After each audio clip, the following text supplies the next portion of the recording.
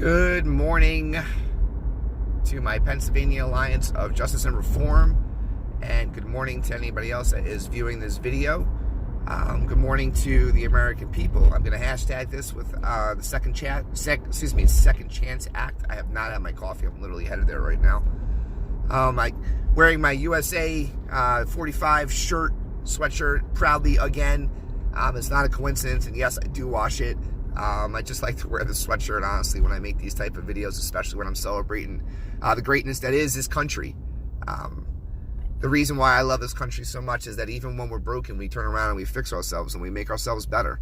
And it may have taken a while, way too long, possibly, but it takes a long time for those really quote-unquote important people to admit their mistakes. And that's what the Second Chance Act is basically doing. It's admitting that there were some real travesties of justice done back in the mid-90s. I'm not going to throw anybody out there, but there were some real travesties of justice done when it came to the enforcement of law, making law more of an incentivized thing to lock somebody up, putting a monetary amount upon each person that you would lock up, going into neighborhoods where people were prone to, more susceptible to feeding into temptation, and then also have less of a chance of defending themselves when they step into a courtroom. They can't afford private attorney, retainer fees, and all that good stuff. So they get a public defender to take care of their felony case that if they were a white kid from the suburbs that I live in currently, they probably would have got probation, maybe community service if your name's Jussie Smollett. But due to the fact that they grew up in impoverished neighborhoods and did not have the financial means of combating a legal justice system that was stacked against them from the giddy up, they suffered massive consequences up until this point right now and currently.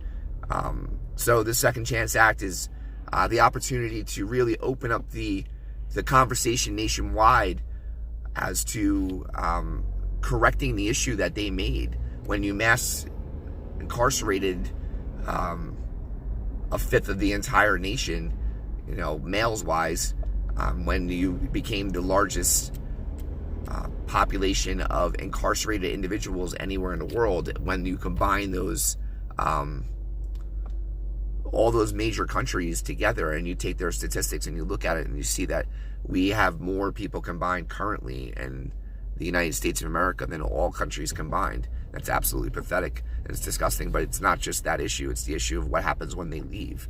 And why do you want to keep creating repeat offenders?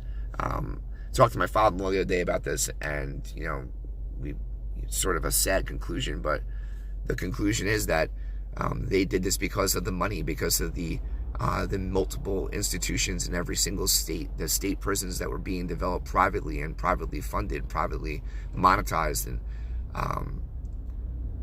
the system itself, the courthouses and lawyers and judges and rehabs and all that. If we were to scrap this system the way it is currently and revamp it to a just and fair system that gives somebody the opportunity to correct themselves, and the correctional system would actually be about repairing that person's life and getting them ready to go back out into the streets as a productive member of society.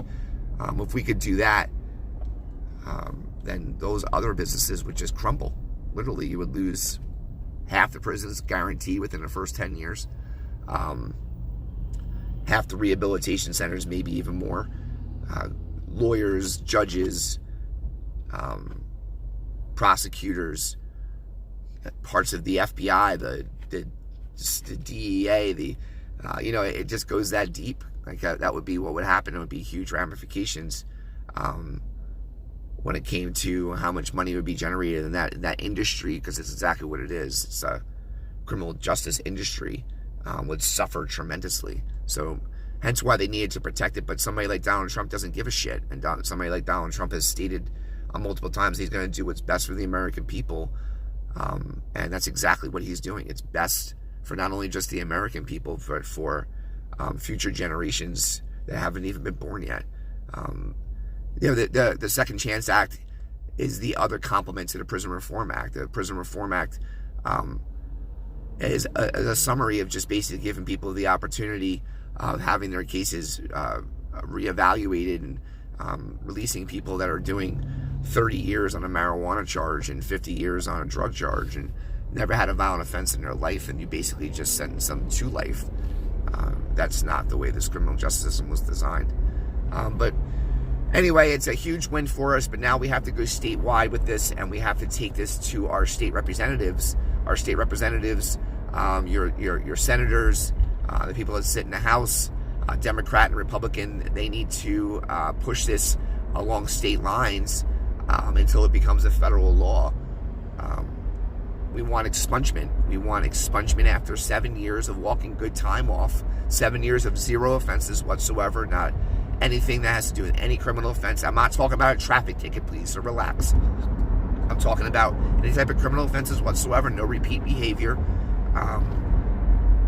And they paid their debt to society. They should have the opportunity for expungement. I know it's an application process, and I know it must be reviewed on a case-by-case basis, but it shouldn't just be denied because of the fact that you have a felony.